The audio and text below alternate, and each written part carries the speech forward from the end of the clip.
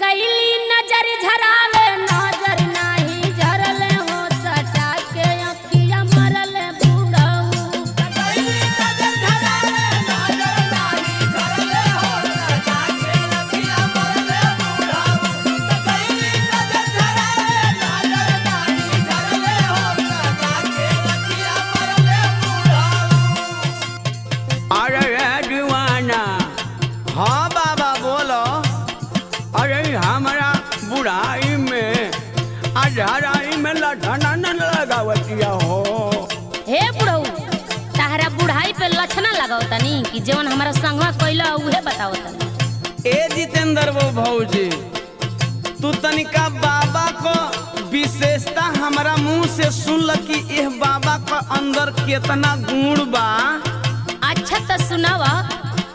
वैसे तहरा बाबा की विशेषता के बारे में हम जानत तानी